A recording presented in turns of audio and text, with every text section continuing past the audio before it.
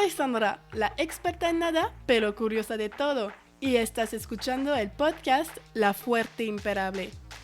En este episodio estoy recibiendo a Jesús Ramírez Uninga, el actual director de la Prepa 16 en Tlaquepaque, Jalisco. Hoy, en esta primera parte con Jesús, hablamos de su trayectoria, cómo pasó de primer persona de su familia a ir a la universidad a ser director de la Prepa 16. Si te gusta el podcast, puedes seguirme en Instagram @lafuerteimparable. También quiero decir muchas gracias a todas las personas que me mandan mensajes para animarme y darme consejos. Espero que les guste esta conversación con Jesús. Aquí vamos, c'est parti. Hola Jesús, muchas gracias por aceptar mi invitación y recibirme en tu oficina en la Prepa 16. Es un honor para mí que te hayas dado el tiempo, que hayas volteado a vernos. Digo, ya te diste cuenta qué es lo que hace uno para llegar a esta escuela, y más ahorita que está en proceso como de reparación en sus calles. Es mucho más complicado llegar, pero qué bueno que hayas podido estar aquí. Sí, pero ahorita es en camino para estar súper hermoso, entonces me gusta mucho presentarte para que nuestra audiencia te conozca. Bueno, mi nombre es Jesús Ramírez Úñiga, soy originario de Guadalajara.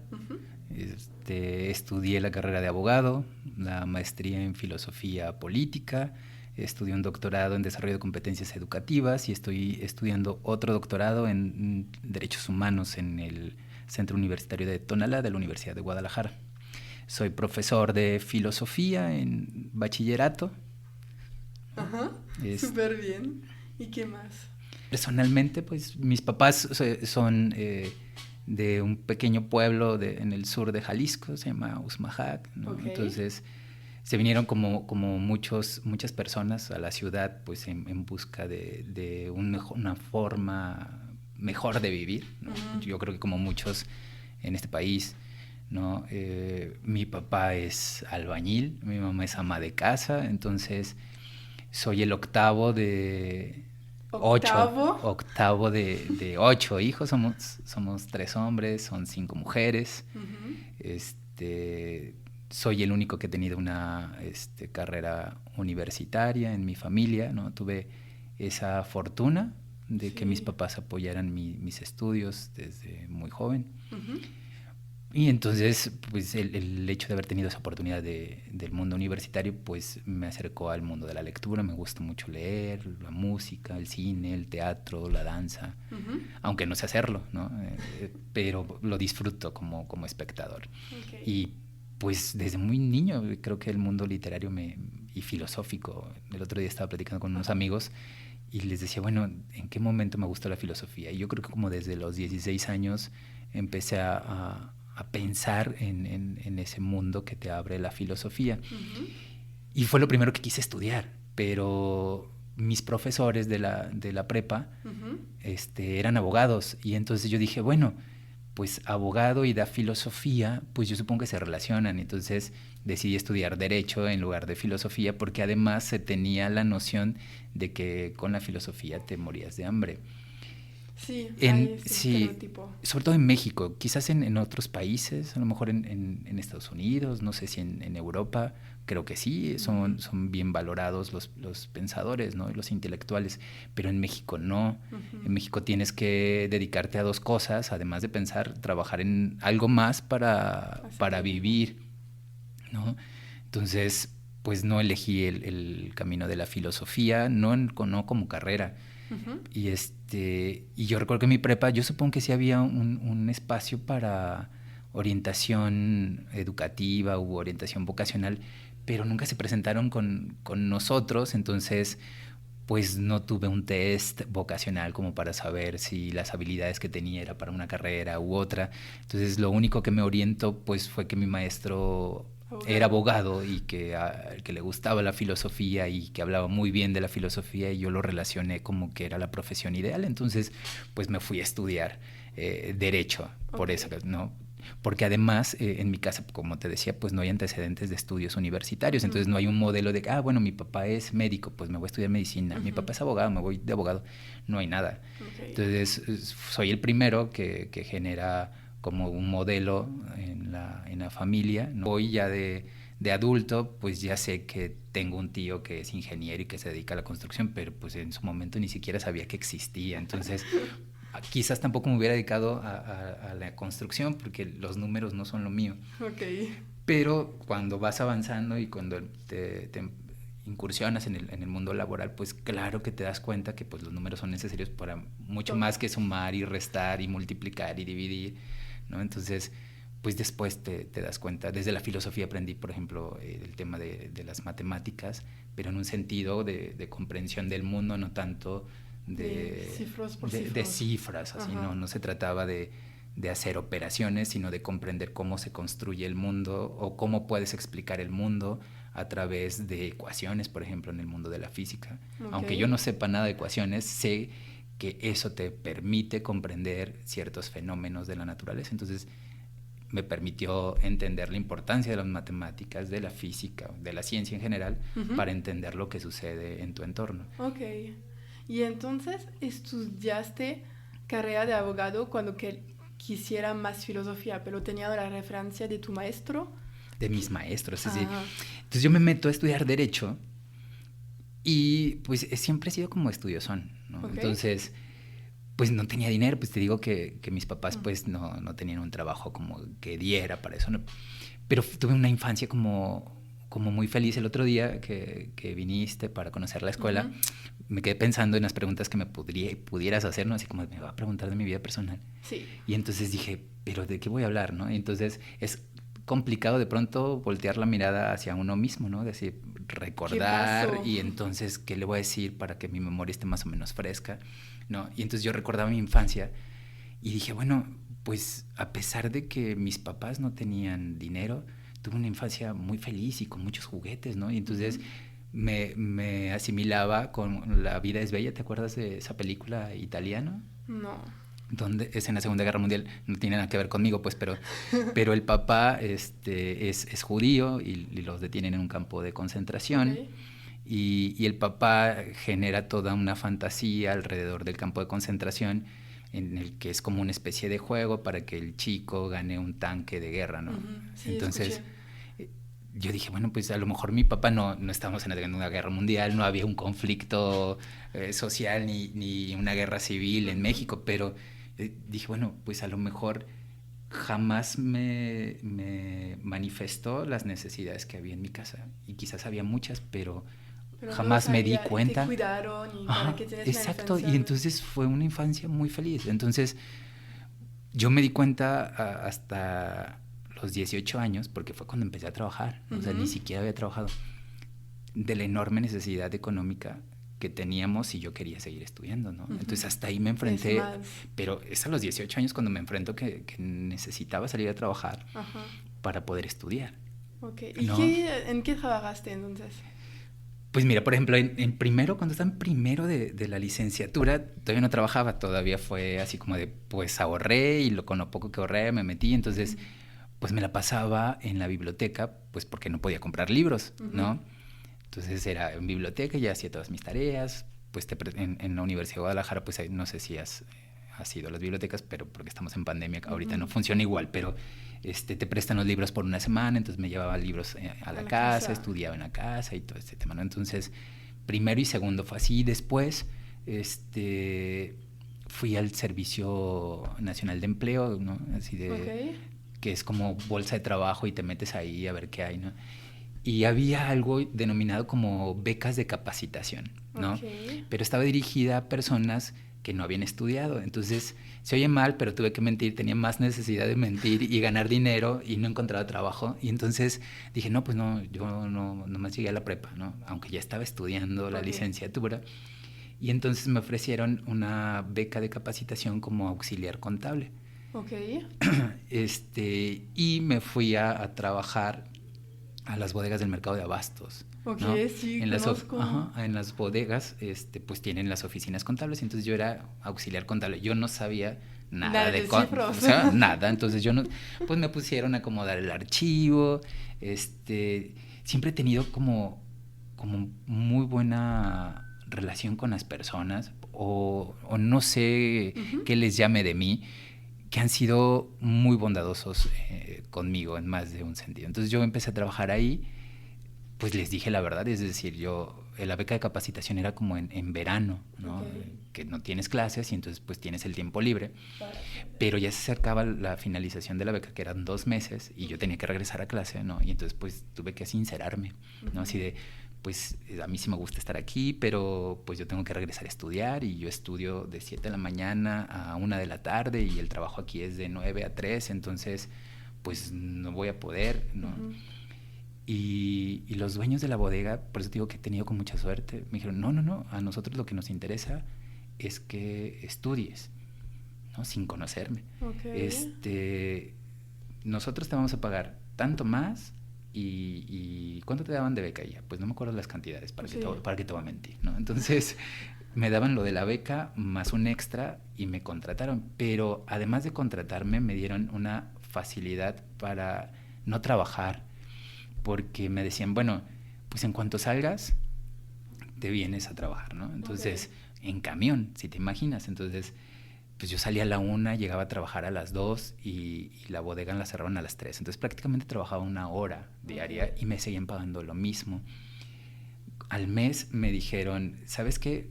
Pues creo que te desgastas mucho, mejor ven cada tercer día.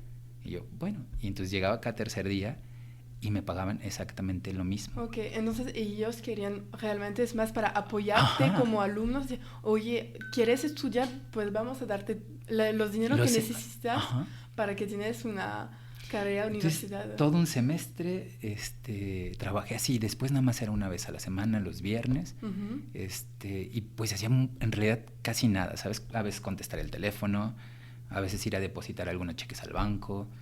Ese era como mi trabajo, que no era trabajo en realidad, sí, pero por eso digo que fui muy afortunado, porque sin conocerme me apoyaron económicamente, lo que facilitó que yo pudiera seguir estudiando la licenciatura. Y entonces ese dinero, también después descubrí que en la licenciatura hay una librería, de librería Porrúa, y está dentro de las instalaciones del centro universitario donde yo estudiaba. Y entonces, si eras estudiante universitario, te daban un crédito para comprar tus libros. Entonces, pues así lo hice. Entonces compraba mis libros a crédito y pagaba con la beca esta que me daba. Entonces así fue mi primer trabajo, así como más o menos formal, en la bodega. Después fui encuestador en un censo de población y vivienda. Así, pues ya ves que esos son trabajos temporales, no se hace censo todos los años, todos los días, ¿no? Entonces igual fui encuestador. Y avanzando la carrera, como en tercer semestre, una de mis maestras, tercero o cuarto semestre, una de mis maestras de seguridad social, se acercó conmigo y me dijo, oye, ¿estás trabajando? Y yo, pues no, ahorita no tengo trabajo como tal. Nosotros en el derecho le decimos meritorios a las personas que vamos a los juzgados a trabajar unas cuantas horas para aprender. ¿No? Sí. No te pagan nada. Sí, no, es como una práctica. Como una especie de práctica, pero no estaba ni siquiera en tiempos de práctica. Yo estaba en tercer semestre.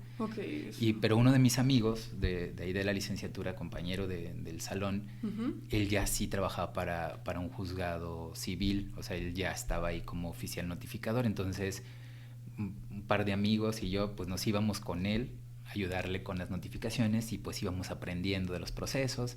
Y ya de pronto los abogados sabían que éramos meritorios y nos llevaban a hacer las notificaciones de sus asuntos y nos daban, no sé, una propina, ¿no? Así. Sí, pero está bien, y como podemos ver con las dos experiencias, es que es conocer gente. Y como conoces gente, pues tienes que ir, y la gente, pues se cae bien y van a ayudarte. Y lo que pasaste en la bodega, lo mismo. Y con los abogados también es lo mismo, pues. Yo te conozco, yo conozco cómo funciona, tus valores. Me caes bien, pues mira, voy a darte un poco más y un poco más. Pues algo así. Entonces mi maestra de tercero de seguridad social, ¿no? Yolanda Sánchez se llama todavía, porque todavía vive, me preguntó si tenía trabajo. Entonces yo era meritorio nada más ahí en el juzgado, pues no me pagaban. Entonces yo decía, no, pues no tengo trabajo, ¿no? Nomás voy ahí, ¿no? A aprender. pues es que fíjate que mi cuñado necesita un auxiliar jurídico en su oficina. Y yo, pues va, o sea, ¿y dónde está la oficina? Pues ni siquiera sabía llegar a dónde estaba la oficina. Hoy para mí es muy común, ¿no? Pero pues cuando me dijo, pues no sabía. Y luego me dijo, no, mi cuñado se llama Alejandro Pérez Cosillo. Y yo, pues sí, ya anoté. Uh-huh. También fue todo un rollo porque fui una semana completa y me cancelaba la cita o la entrevista. Así fui y no, que regreses mañana, no, y ya iba, que regreses pasado. ¿No? Es paciencia para... Una semana, ¿no? Y entonces dije, pues de todo modo tengo trabajo, ¿no? O sea, y pues, busco trabajo, entonces... Vas a seguir la pista que te dijeron, ¿no? Entonces, pues así, por la constancia ya lo conocí, me entrevistó, la paga era muy poca, tampoco recuerdo cuánto, pero el tema era aprender, ¿no? Entonces... Me pagaban y además iba aprendiendo el arte de litigio, porque era litigante de derecho civil, familiar, amparo, y traíamos muy pocos asuntos penales. Entonces ahí aprendí a hacer demandas, contestar demandas, todo este tema sí, que... porque son demandas muy oficiales, hay un proceso. Y el tema como muy práctico, pues, porque pues yo no sé cómo sea en tu país, pero... En las escuelas regularmente pues es la parte teórica, muy poca práctica. Mismo. Entonces hasta que vas a donde ocurren las cosas es donde te enfrentas con, pues es que a mí no me hablaron que había una libreta en la que me tenía que registrar por decir alguna cosa, ¿no? O que tenía que dar tal cosa a cambio del préstamo de un expediente. Cosas así como dices, bueno, ¿y cómo se hace esto? ¿Cómo se llena una cédula? ¿O cómo se llena una notificación? ¿Y cómo anulas cosas, no? Entonces te enseñan procesos, pero así como... vacíos de contenido. Y entonces la oportunidad del despacho, yo tenía 20 años cuando entré a un despacho como auxiliar jurídico, entonces, y mi jefe, en ese entonces, bueno, el cuñado de mi maestra, ¿no? Alejandro Pérez Cosillo, pues estaba muy joven, tenía 30 años, él 30, yo 20. Entonces es un abogado joven y empezamos, pues nos la llevamos muy bien, pues, por la juventud entendía cómo estaban, ¿no? Los temas. Entonces yo trabajaba para él. Después me cambié de turno en la escuela. Iba yo a la escuela de 7 de la mañana a 9, y como mi escuela estaba muy cerca del despacho, hacía como 20 minutos en camión. Salía de la escuela a las 9, llegaba a 9:20, trabajaba de 9 a 3 y entraba otra vez a la escuela a las 4 de la tarde y era de 4 a 9 de la noche, ¿no? Entonces... Es un día como completo. El día completo me lo pasaba así, entre el trabajo y la escuela, ¿no? Entonces con él estuve prácticamente el resto de mi carrera, ¿no? Aprendiendo y todo este tema, ¿no? ¿Y cuántos años de carrera? Son 5. 5 de abogado. 5. Lo hice en 4.5 por ñoño. No, ¿por qué estudiaste? Entonces, justamente porque iba de 7 a 9 y aparte en la tarde, entonces adelanté materias y todo ese tema. Entonces cuando llegué a los 4 años y medio, pues yo ya había terminado los créditos que se requerían para titularme. Entonces, pues terminé. Ya, listo. Pero gracias también a ese despacho, ahí conocí a un exgobernador de Jalisco que acaba de morir hace poco, don Guillermo Cosío Vidaurri. Y él ahí tenía su oficina y su biblioteca, genial, ¿no? Entonces, pues yo cuando no tenía cosas que hacer, ¿no? de la oficina, pues me ponía a leer y en varias ocasiones tuve la oportunidad de platicar con él porque era un hombre como muy culto y muy inteligente y con una memoria extraordinaria. ¿Así? Sí, porque por ejemplo con mis apellidos, solamente con mis apellidos, me dijo, ¿tus papás son del sur? Y yo así de...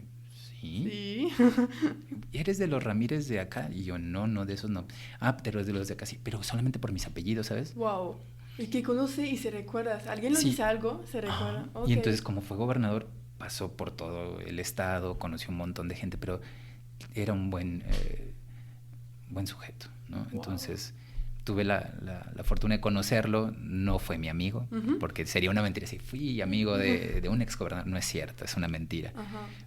Pero lo conocí, platiqué con él y me di cuenta de la capacidad de esta persona para el estudio, para el trabajo, ¿no?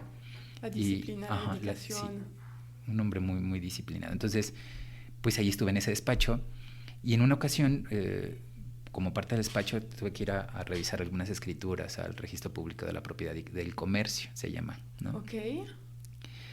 Y ahí estando en la revisión se acercó conmigo un señor, ¿no? Yo en ese entonces digo señor porque yo tenía 22, 23 años, ¿sabes? Entonces ahora si digo, bueno, un señor de 40, pues ya me siento ofendido porque yo soy el que tiene 40 ahora, ¿no? Pero en ese entonces así como un señor, ¿no? Para pedirme que si le podía ayudar a encontrar su escritura porque él ya había terminado de pagar su departamento y quería ver cómo eliminarlo el gravamen que tenía su bien inmueble, ¿no? Entonces se acercó conmigo, platicamos. Pues en ese entonces yo ni siquiera celular tenía, ¿no? Usábamos el famoso beeper, ¿no? Me acuerdo que le di mi correo para poderlo seguir asesorando a distancia. Y nos hicimos muy buenos amigos. Entonces yo platicaba que me interesaba la filosofía. Después me enteré que él era el coordinador de la maestría en filosofía. Me dijo, oye, pues si te interesa, vamos a abrir la siguiente promoción para que estudies la maestría. ¿Te interesa? Tráeme tus documentos. Y yo dije, bueno, pues va. Obvio. Entonces fui, pero fue casual. O sea, yo regresé a la filosofía por el derecho, es decir, por un acto jurídico o un acto de asesoría. Conocí a alguien que se dedicaba a la filosofía y me invitó a que conociera su programa de estudios y pues me inscribí, ¿no? Pues sí, es la oportunidad, como tenías que estar en este lugar, conocer a esta persona en este momento y dices, pues tengo que ir, como... Pues un mes creo que tuvimos como el curso propedéutico. Nos hicieron exámenes, entrevistas y todo el tema. Yo en ese entonces yo no tenía antecedentes de investigación, o sea, nunca había hecho un trabajo de investigación, ni siquiera había entregado un ensayo formal, porque nosotros los abogados nos dedicamos a otra cosa, no nos dedicábamos como a ese tema como de estudio, ¿no? A pesar que a mí me gusta mucho, pero pues ya fui, aprobé el curso, aprobé la entrevista, salí dictaminado y seguí en el despacho, pero ya iba a empezar a estudiar la maestría. Pero mi jefe, bueno, ex jefe, Alejandro, pues cerró su despacho y se fue a estudiar a Europa. Entonces, pues me quedé otra vez sin empleo, ¿sabes? Ay, no. Justo al iniciar la maestría. Entonces, en ese momento, pues me caían así algunos asuntos y que de pronto seguía trabajando en ellos, pero no da, ¿no? Entonces, además no me gustaba el litigio como tal.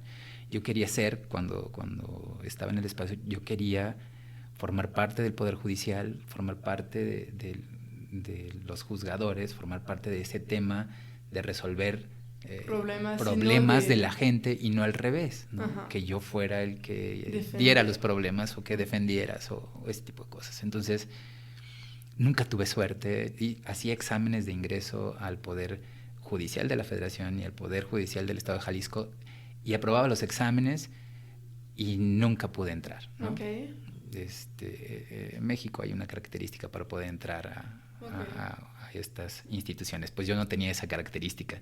Entonces no pude entrar, ¿no? Y estudiando la maestría, yo tenía una amistad muy cercana con una familia que tenía un servicio de meseros. Entonces de meseros, pero para cubrir eventos especiales. Por ejemplo, una fiesta, una terraza, bla, bla, bla. Entonces, servicio de meseros, ¿no?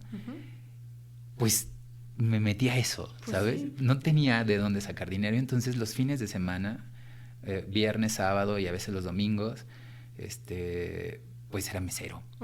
Y seguí pagando mi carrera durante un semestre más o menos. Para la maestría, un semestre fui mesero los fines de semana. Pero digo, te lo decía al principio, he tenido como mucha suerte con las personas que me dan trabajo. Entonces, pues la señora aún, digo, ya no la frecuento tanto, pero me tenía mucho cariño, espero que todavía.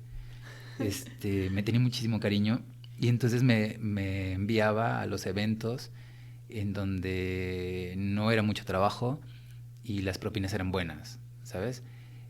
Porque además yo no sabía ser mesero. Así tienes que aprender un otro trabajo porque es diferente. Sí, entonces no sabía cargar la charola. Entonces yo si llevaba un plato a la mesa, pues me llevaba los 2 platitos en mis 2 manos, no en una charola con 20 platos, no, porque seguramente se me habría caído. Entonces, o me ponían en la barra para llevar bebidas y llevaba 2 vasitos en lugar de una charola con 20 vasos. No, pues no, así de, aunque diera muchas vueltas. Entonces, pues me ayudó lo suficiente como para mantener ese semestre la maestría. Okay. Y por esa misma familia conocí a una de mis amigas, se llama Sandra López, que trabajaba en el periódico El Occidental, era ella reportera, ¿no? Y me consiguió trabajo allí. Entonces, bien. Yo entré como corrector de estilo en el periódico El Occidental y en El Sol de Guadalajara se llama. Yo no sé si aún existen o si aún se publiquen. El Occidental sí. Okay. Entonces me consiguen trabajo ahí y pues entraba teóricamente 7 de la mañana y salía 3 de la tarde de lunes a sábado, ¿no? Digo teóricamente porque ahí viene otra vez el asunto favorable con mis jefes. Entonces yo llegaba a las 7 de la mañana, pero pues los reporteros entraban igual que yo, 7 de la mañana. Sí. Entonces, pues yo llegaba y me sentaba esperando que ellos terminaran. Pues a que ellos hicieran una nota para pasármela a revisión, ¿sabes? Entonces yo esperaba hasta 2 horas para que ellos tuvieran sus notas, ¿no? Y como tenía el hábito de la lectura y la escritura y estaba estudiando la maestría, pues la revisión era muy sencilla para mí, ¿no? Entonces a veces exageraba en el tipo de palabras que usaba y me decían, no, es que el público al que va dirigido no conoce esas palabras, tienes que cambiarlas por unas más comunes y esas cosas, ¿no? Entonces aprendí 2 lenguajes, el lenguaje para las masas y el lenguaje para la academia. Entonces tenía que equilibrar lo que yo conocía para poderlo escribir o corregir los textos, ¿no? Entonces como no tenían el trabajo temprano, yo me decía mi jefe, pues no, pues llega a las 8, ¿no? No, pues llega a las 9. Entonces yo entraba a las 7, pero no llegaba a las 7. Sí. Llegaba a las 9, ¿no? Y como el tema de la maestría, el otro día platicábamos de la necesidad de los idiomas, ¿te acuerdas? Sí. Pues para poderme titular de la maestría yo necesitaba dominar lectocomprensión de otro idioma. Entonces me metí a estudiar inglés y la maestría, las 2 al mismo tiempo para poder titularme y todo este tema, ¿no? Entonces, pero entonces en la mañana el inglés. No, pues déjate cuento. Entonces se suponía que era de 7 a 3 mi trabajo, ¿no? Sí. Y la maestría era de 4 de la tarde a 9 de la noche. Ok. Entonces, pues yo llegaba a las 9 y entraba al inglés a la 1. O sea que tampoco me podía salir a las 3 de la tarde del trabajo. No. Entonces era de 9 a 12. Me daban permiso para irme a estudiar a la 1 inglés y salía del inglés y me iba a la maestría. Pero la cosa es si haces el trabajo bien y que es hecho en tiempo y que hay resultado.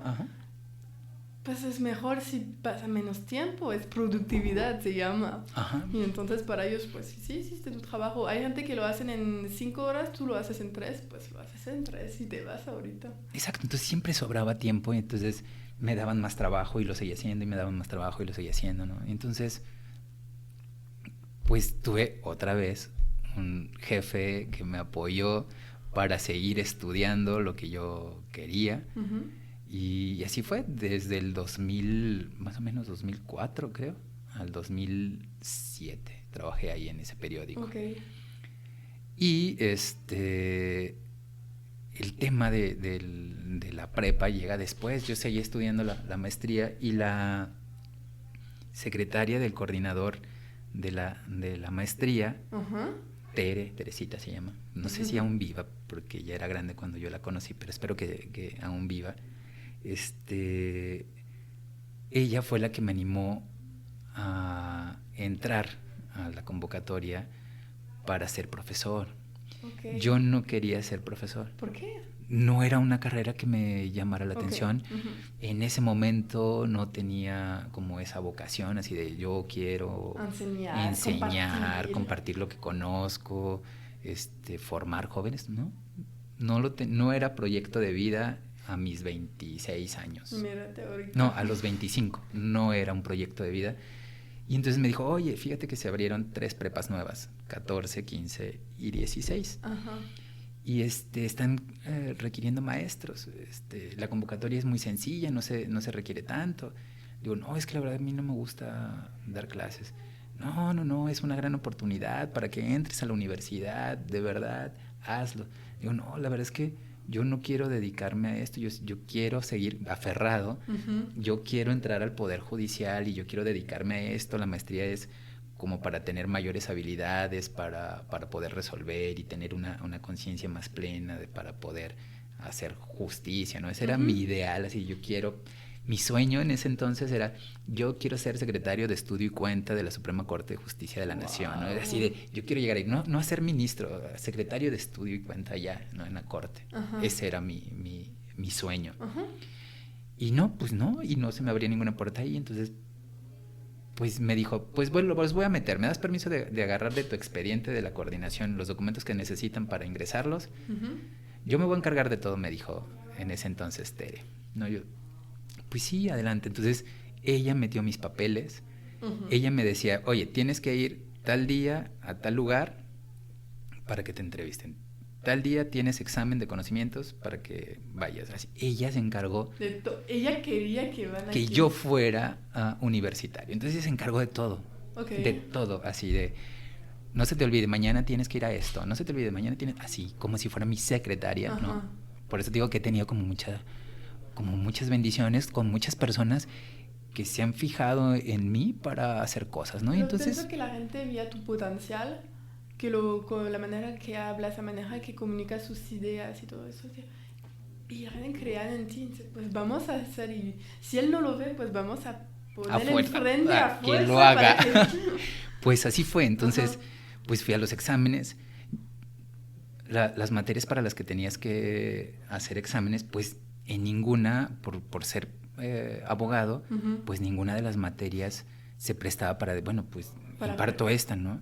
Lo más cercano era en ese entonces, porque el programa de estudios era bachillerato general, hoy se llama bachillerato general por competencias, pero en aquel entonces las materias de primer semestre, que era de lo que se necesitaba, la más acercado que yo tenía, porque yo iba en la maestría, fueron 4 semestres, iba en tercero, y me impartían una clase que se llamaba estética, ¿no? Que tiene que ver con el arte. Y pues dije, pues esta, ¿no? Se llama Introducción al Arte, ¿no? Y estoy estudiando estética, pues yo creo que es lo más acercado a lo que yo estoy estudiando, ¿no? Y pues dije, bueno, Introducción al Arte, ¿no? Y hice exámenes sobre eso. Pero luego tenía que hacer una simulación de clase. Pues yo no era profesor, ¿sabes? ¿Cómo puedes simular dar una clase si no eres profesor? Entonces nada más me dijeron, vas a simular una clase, este es tu tema, un tema elegido ahí al azar, y te tienes que presentar tal hora, tal día en la Prepa Jalisco, allá en el centro de Guadalajara, ¿no? Y entonces no me dieron así como de, esto es lo que se te va a calificar, o estas son las características de tu clase, ¿no? Entonces yo preparé una clase como... Yo no sé si en tu país es igual o en tu universidad es igual, pero, por ejemplo, en la Universidad de Guadalajara, tus profesores te dicen, prepara este tema y haces una exposición y les explicas a tus compañeros determinado tema que tú investigaste y les explicas a todos.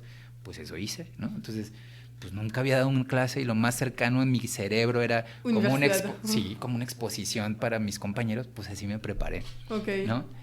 Y dije, me preparé, pero no metodológicamente, es decir, yo preparé el tema y dije, pues se los voy a exponer así como estoy platicando contigo, sin ningún apoyo gráfico ni nada, ¿no? Entonces en el pasillo, por eso digo que he sido muy afortunado, en el pasillo me encuentro otro aspirante a ser profesor también, mucho mayor que yo creo que unos 10 años más grande que yo, y en ese entonces yo tenía 25, 26. ¿Solo? Entonces me encuentro a ese profesor y me dice, oye, pero ¿con qué vas a exponer? Y yo, ¿cómo que con qué voy a exponer? Sí, ¿no traes ningún marcador o algo? Yo sí, no, pues no.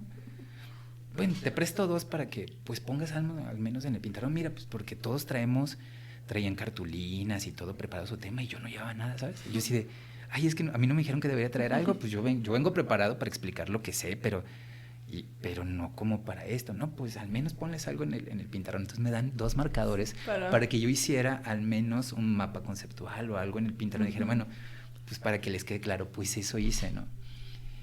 Y luego en la simulación de clase es como una especie de jurado, entonces 3 profesores te evalúan para ver si eres bueno o no para impartir la clase, ¿no?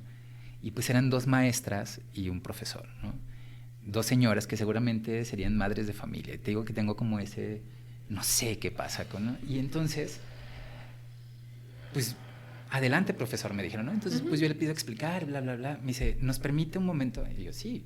Lo que pasa es que tiene que explicar el encuadre, tiene que explicar cuál es el objetivo de la clase, tiene que explicar así todo, ¿no? Y yo así de, bueno, pero es que yo no me dijeron eso, yo no sabía eso. Mire, lo voy a hacer yo primero y ya después lo hace usted. Entonces se para una maestra, me dice, así, bla, bla, bla, bla, expone ella un tema 5 minutos, explico, bla, bla, bla, y luego, ¿qué voy a evaluar? Y bla, bla, bla. Hizo la actividad de simulación. Dice, ahora usted.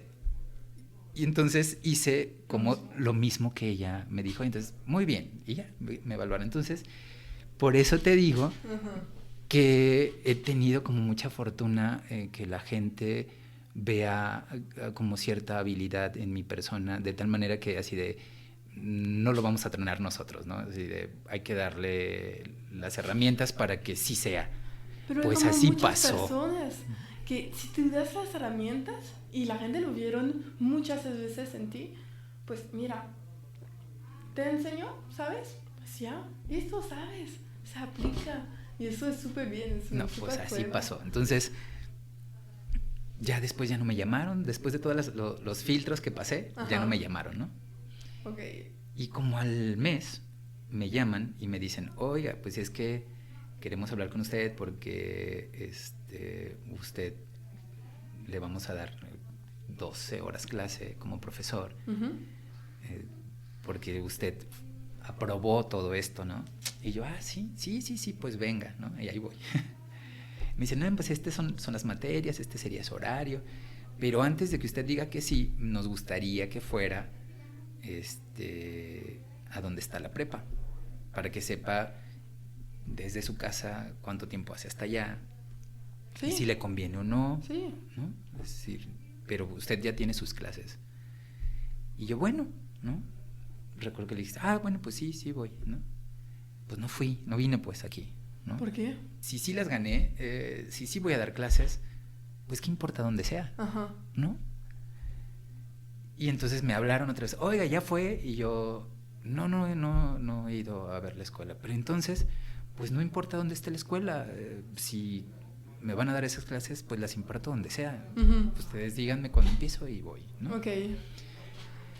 Después nos mandan llamar para darnos como un curso de inducción para conocer las reglas de la universidad, conocer cómo es la administración de una escuela, cuáles son las personas con las que nos vamos a entender, cómo son los procesos, todo un montón así. Por eso se llama una inducción al bachillerato, ¿no?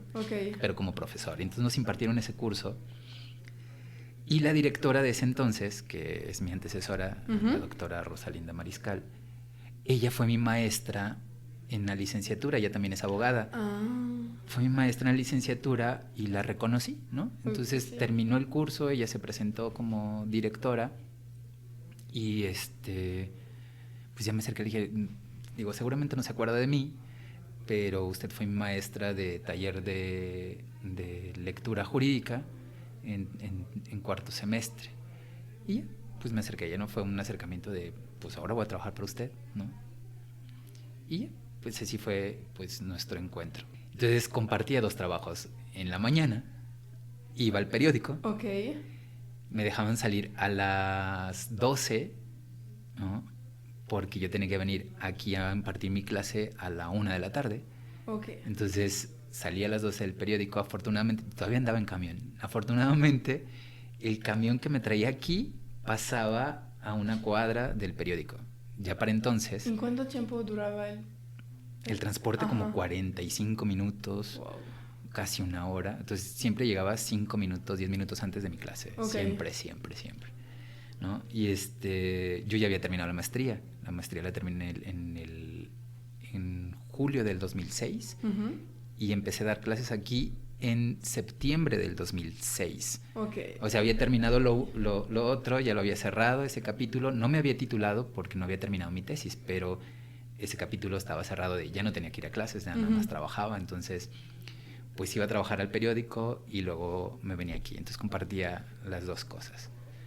Como bien lleno, como siempre es como de las 7 a las 9. Todo el día, toda mi vida ha sido así, o sea, no he tenido como espacios en los que, bueno, excepto ahora por la pandemia, pues el horario ha sido como más reducido y entonces te da oportunidad, pero aún ahora estudio, entonces tampoco es así como de, bueno, ya tengo tiempo libre, tengo fines de semana libres como todas las personas comunes y corrientes, ¿no? O sea, eso sí lo tengo, pero siempre me he mantenido ocupado. Y entonces, pues inicié aquí, 2006, ¿no? En mis clases de introducción al arte con alumnos de prepa en el turno vespertino, ¿no? Y como fue una escuela recién abierta, pues entonces ingresaron todos los alumnos, como te comentaba la otra vez, así fuera de micrófonos, de alumnos de todas partes de la zona metropolitana, ¿no? Entonces teníamos alumnos que venían de Zapopan, unos de Guadalajara, Tlaquepaque. ¿Y cuántos alumnos más o menos? En ese entonces había aproximadamente unos 600 alumnos. Okay. Yo no les impartía los 600 porque yo nada más venía en la tarde, ¿no? Pero había más o menos 600 alumnos. Pero algunos pues eran pues más grandes, no eran de 15 años todos, había chavos de 20, muchachas de 20 y tantos, ¿no? Entonces, tú imagina un profesor de 26 con chavitos y chavitas adolescentes, ¿no? Entonces, pues era muy rudo, ¿sí? Era demasiado serio, demasiado formal, entonces mantenía mucha distancia, no les permitía ni siquiera que se acercaran al escritorio, todo así de lejos, ¿no? Okay. Justamente por eso, porque ni tenía experiencia como profesor. Para tener tu credibilidad un poco. No tenía experiencia como profesor y dije, no vayan después a pensar que estoy haciendo otra cosa y porque se acercan mucho conmigo, entonces no permitía que se acercaran, ¿no? Entonces, después aprendes que no es necesario ser tan rudo, también aprendes que no es necesario ser tan distante, que el respeto es otra cosa, que no es distancia física, ¿no? Que puedes tener cierto contacto físico con mucho respeto con todas las personas, ¿no? Pero lo aprendes con el tiempo. Sí. No, los primeros... experiencias. El primer año fui así rudo, serio, estricto, ¿sabes? Así. ¿Piensas que tus alumnos se recuerdan de ti por eso? Los de las primeras generaciones yo creo que sí recuerdan eso. Y entonces pues ya fue mi primera experiencia de profesor en bachillerato. Y después de un año, también mi ex jefa, de aquí la primera directora, sí. Pues vio como también lo que te digo, como cierto potencial, y entonces me dijo, oye, pues tengo un espacio para la biblioteca, ¿no? ¿Quieres ser el bibliotecario de la prepa? Entonces ahí fue cuando, en 2007, cuando tuve, más o menos como en julio del 2007, tuve que decidir en dedicar mi vida a la universidad o partirme en 2 empleos, ¿no? Okay.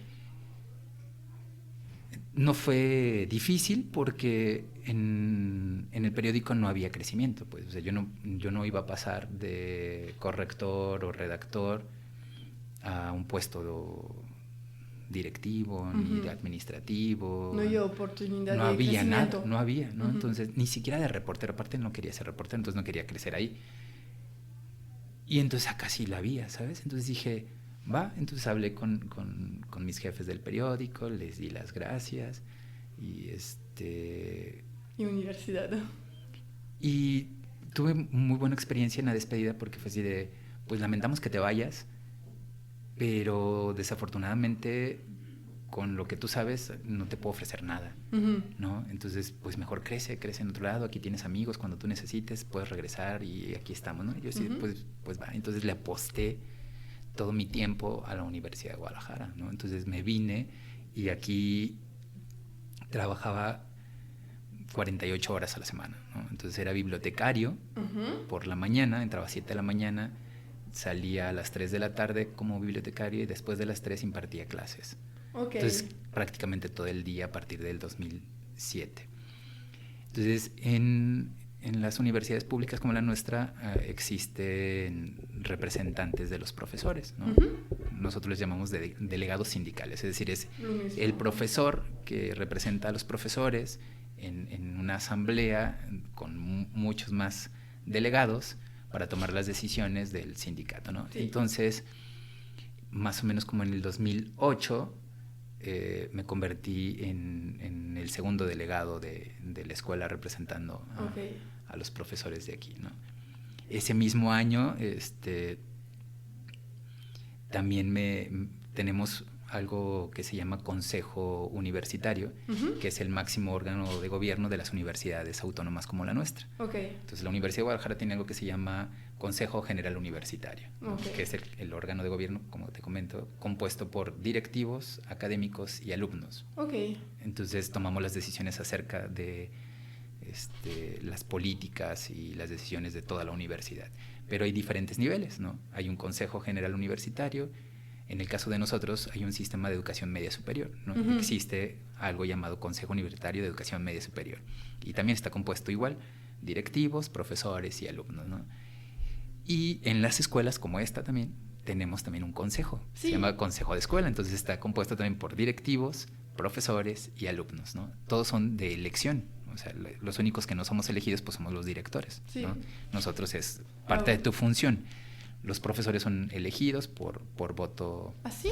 Por voto. Entonces, siendo delegado, me convertí también en consejero de educación media superior. Entonces tenía dos funciones: representarlos en el sindicato y representarlos en el órgano de gobierno del sistema de educación media superior.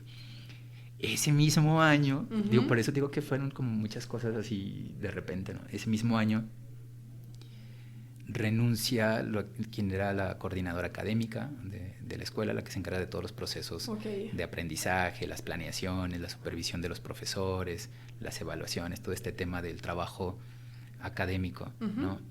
E ingresa otro profesor y se convierte también en coordinador académico, dura 2 meses y ese creo que es el único trabajo que yo pedí, ¿sabes? Porque me interesaba esa parte. Entonces hablé con la doctora Rosalinda Mariscal, que era la directora en ese entonces, y me dijo, va. Tú puedes. Vas a hacerlo, pues porque me lo pediste, y va, ¿no? Entonces, pues más o menos como en el 2008 me convierto en el tercer coordinador académico de esta escuela, y pues aprendí todos los procesos, ¿sabes? Aprendí desde cómo se hace un programa de estudio, cómo se hace un proyecto de intervención, cómo más o menos llamarlo así, cómo se opera. ¿Cómo hacer crecer la escuela? ¿O los alumnos o proyectos ejemplo, para hacer crecer? Incluso, por ejemplo, la organización de semanas de cultura, cómo mantener la relación profesor-alumno, cómo tener una buena relación con los alumnos para hacer proyectos. Entonces, ahí fue donde aprendí, ¿no? Y ese proceso me llevó como unos 2 años, ¿no? 2 o 3 años, no recuerdo más o menos ya las fechas, ¿no? Pero en la escuela está estructurada directivamente por director, que es la figura máxima en una institución de este nivel. Luego está el secretario de escuela o subdirector de la escuela. Luego está el coordinador académico, yo ocupaba la tercera posición en ese entonces, ¿no? Y otros 2 oficiales mayores que se encargan de procesos financieros y procesos administrativos escolares, ¿no? Entonces yo era como el tercero en el nivel como coordinador académico. Pero en esas fechas, como 2010 más o menos, el secretario de escuela o subdirector pues se desocupa ese puesto. Y entonces la directora, pues después de mi desempeño como coordinador y todas las funciones que desempeñaba, pues dijo, no, pues vas tú, ¿no? Entonces, sí, eres el siguiente. Entonces subí a ser el segundo, ¿no? Durante no sé cuántos años ya.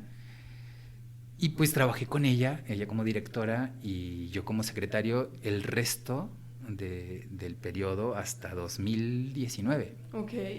Fui secretario de escuela, entonces ocupé casi todas las funciones, desde profesor hasta secretario de escuela, hasta que en mayo del 2019, ¿no? me designan como director de la escuela. Entonces ese fue mi recorrido. Empezaste del puesto de maestro hasta director, y un crecimiento como de 10 años, un poco más. Más o menos como 12 años, 12, 13 años, llegar hasta aquí, ¿no? Entonces, siempre conociste este prepa, cómo funcionaba. Sí, desde el principio, pues es que formamos parte, digo, no solamente yo, otros profesores, de todos los procesos para que la escuela fuera así, ¿no? Entonces, fuimos la primera prepa que puso uniforme, por ejemplo. No todas las prepas, si lo ves en toda la UDG, no todas las prepas traen uniforme o playera. Nosotros es una sola playera, pues, pero con el escudo de la Universidad de Guadalajara. Fuimos de las primeras prepas que trabajábamos a puerta cerrada, es decir, nuestros alumnos no salen, sí entran, o sea, si llegan a clases, no salen hasta que terminen las clases, o sea, no es así como de, ay, esta no la quiero tomar, ya me voy. Sí, no, es hasta que termine. Eso está bien, para cuidar y para decir, pues, tienes como hasta la 3, pues puedes ir a hacer tu tarea y cuando regresas a tu casa, pues tienes menos, puedes ayudar a tus papás, puedes hacer otras cosas. Exacto, entonces fue una prepa creada desde el principio con disciplina, ¿no? Es decir, porque, por ejemplo, los chavos no podían venir con shorts o faldas por el mismo entorno. Si tú ya te diste cuenta, el entorno no es muy favorable, entonces empezamos a cuidar ese tipo de cosas. Entonces, desde el principio hacíamos trabajo de vinculación con la comunidad, es decir, nosotros hacíamos brigadas. Al final del semestre hacíamos 2 cosas. Pintar la escuela, pero lo hacían los propios alumnos y pintaban súper bien sus aulas, limpiaban sus bancas. Entonces, antes de irte de vacaciones, la escuela va a quedar limpia. Pero además de eso, hacíamos una campaña de limpieza de la colonia, ¿no? Entonces, nos organizábamos con la comunidad y el ayuntamiento, y entonces hacíamos recorridos por las calles de San Martín, limpiando la basura, y recogiendo llantas. Ya ves que hay tiraderos de llantas por todas partes. Pues hacíamos eso y las poníamos, determinamos como puntos en los que íbamos a dejar las bolsas con la basura para que el ayuntamiento hiciera un recorrido y fuera recogiendo todo lo que nosotros habíamos limpiado. Entonces, súper bien. Esto que ves ahorita, ¿no? Aquí afuera, que es una gestión también de la universidad, ahora que yo estoy como director, no había ni siquiera... Sí, que hay afuera es una calle que está... Una calle que ahorita está en construcción para que sea una vialidad mejor para la escuela. Pero cuando nosotros llegamos como escuela ni siquiera era vialidad, es decir, no había ni empedrado, no era calle. Entonces nosotros, en el primer semestre, se organizó una brigada y con carretillas, palas, picos, acomodamos la calle para que pudieran ingresar los carros porque no había nada. Sí, está súper bien porque es normal que la gente puede venir y los camiones y todo eso es mucho más cómodo si vienen. También en bicicleta. Sí, pero aquí estaba muy complicado. Entonces, después ya le pusieron un empedrado y ahorita ya estamos trabajando para la pavimentación, ¿no? Entonces, fue todo un proceso y hicimos después campañas para reforestar también toda la comunidad. Entonces, siempre ha sido como ese proceso de tripartita, ¿sabes? Es decir, la universidad, el gobierno y la sociedad civil para transformar las comunidades. Entonces, los jóvenes de esta prepa salen con esa visión. Es decir, no es solamente venir a estudiar y aprender español, matemáticas, inglés, ¿no? Porque hay proyectos que son afuera. Es además ayudar a la comunidad en la que estás para que se transforme. Entonces, eso lo aprenden, ¿no? Y lo aprenden haciéndolo, pues no hay una clase que te diga así de, bueno, hay que ser buen ciudadano y siendo buen ciudadano hay que ir a hacer cosas, no, ¿sabes? No es una clase. Entonces, todo lo que ves en el aula tiene que funcionar para que cambie tu vida, ¿no? Entonces, esa ha sido la visión desde el principio, ¿no? Ok, súper bien. Pero ahorita, al día de hoy, por ejemplo, la prepa empezaste con 600 alumnos y ahorita, ¿cuánto hay? Ahorita en matrícula tenemos 2,700 alumnos. Sí, es un crecimiento enorme, como en 15 años. Tenemos 63 grupos. Ok. Esos 2,700 se convirtieron en 63 grupos en 2 turnos, ¿no? Y por ejemplo, como dijiste, la prepa fue siempre así de hacer proyectos civiles con la universidad y etcétera. ¿Y qué hace la diferencia entre la prepa 16 o de los demás, de la UDG o los demás en general? Mira, por ejemplo, en el caso de nuestra prepa, por ejemplo, ahora que yo soy director, además estamos trabajando una visión como más humanista. Okay. Estamos trabajando en una capacitación, por ejemplo, de todo el personal pero también de los alumnos en materia de derechos humanos, ¿no? Okay. Entonces hay un convenio de colaboración entre la Preparatoria 16 y la Comisión Estatal de Derechos Humanos, Jalisco. Entonces les dan charlas, talleres para aprender sus derechos, pero también conocer sus obligaciones. Y la idea de esto es que los jóvenes de Prepa 16 se conviertan en actores sociales, es decir, ocurren muchas cosas en la sociedad. Hay mucha gente que ni siquiera conoce a qué tiene derecho, ¿sabes?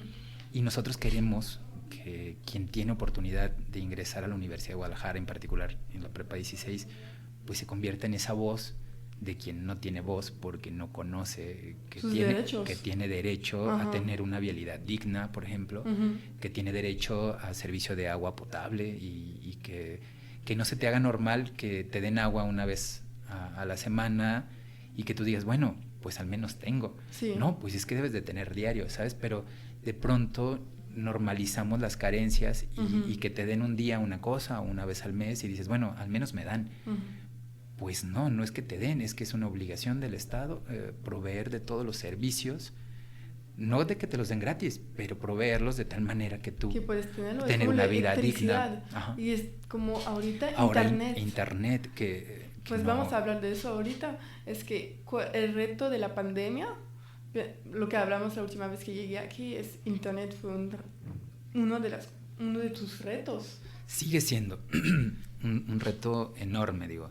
Si la prepa tiene problemas de conectividad, o sea, y es una prepa que tiene una infraestructura de primer nivel. Sí, ¿sabes? Porque como yo comparo de mí en Francia, eso es lo mismo que tenemos en Francia. Hay computador, hay lugares para hacer química, hay una biblioteca grande con muchas cosas, hay un estudio de radio, hay muchas cosas que es de calidad y que cuando dice pues internet no llega muy bien y que los alumnos que viven a 3 cuadras pues internet no están bien tampoco. Es como, entonces, ¿cómo? Entonces imagínate que nosotros perdemos conectividad, ¿no? Y tenemos toda la infraestructura y perdemos conectividad.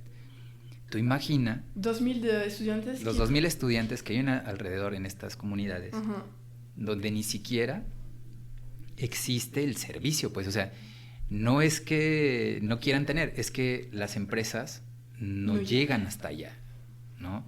Por muchas razones, porque no hay calles, porque la fibra óptica no llega hasta allá.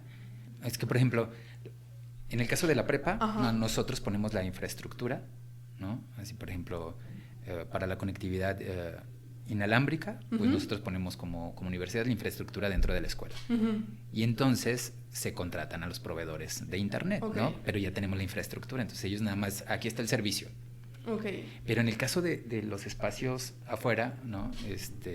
Pues el gobierno está obligado a las vialidades, está el gobierno obligado a pues electricidad, ¿no? Pero, por ejemplo, los postes de teléfono, pues son de una empresa, ¿no?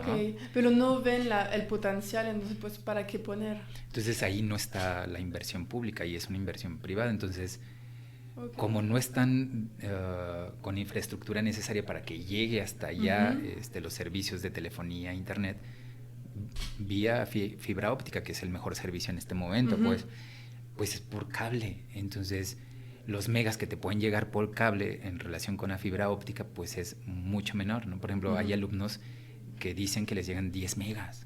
¿Tú sabes qué puedes hacer con 10? ¿Cómo haces tu tarea? Eso es mi cosa. Ese es el tema. ¿Cómo haces tu tarea cuando eres un niño en tu casa? Pues, lo que te platicaba la otra vez, ¿no? Que hay chicos de aquí de la prepa en el que sus papás les ponen una recarga de 30 pesos a la semana para que se conecten toda la semana. Pues claro que 30 pesos con el costo que tiene el internet en México, pues no te da como ni para videollamadas, ni mucho menos para subir un documento, ¿sí sabes? Sí, es decir, y solo estudiar y descargar, descargar un documento, ¿sí sabes? O tomar una foto y subir una foto, pues ya se te fueron los megas que tenías, ¿sí sabes? Sí. Ha sido muy complicado en muchos sentidos, ¿no?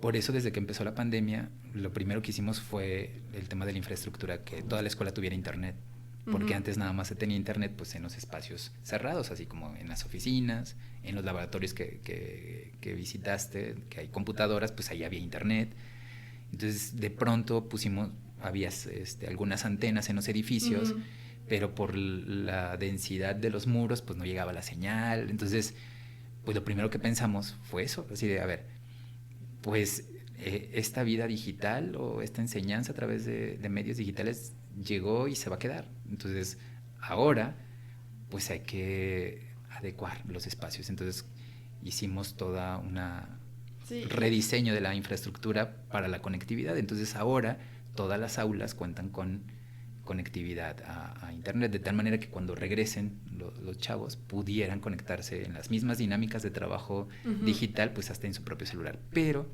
cuando lo hicimos, además, abrimos las puertas de la escuela, es decir, hacíamos reuniones con padres de familia y les decíamos, bueno, la escuela está abierta de 9 de la mañana a 3 de la tarde, si no tienen internet en casa, manden a sus hijos aquí, pueden estar en cualquier espacio de la escuela y hay internet. Si no tienen equipo, pues les prestamos equipo, pero la idea es que tengan acceso. Y sí. Entonces, si no pueden tener internet, porque 30 pesos a la semana, como los papás no pueden como comprar más, porque pues hay que comprar comida, ellos perdieron su trabajo, que le pagan menos, y pues es súper bien que la prepa pues vienen. Sí, somos en tiempo de pandemia, pero para la gente que no pueden estudiar a la aquí casa, está abierto. Aquí está abierto. Muchas gracias para escuchar el episodio hasta el fin. Espero que les gustaron y encontraron su dosis de motivación para convertirse en arquitectos de sus propias vidas. Si les gustaron el episodio, pueden compartirlo en las redes sociales. Nos vemos pronto. A bientôt.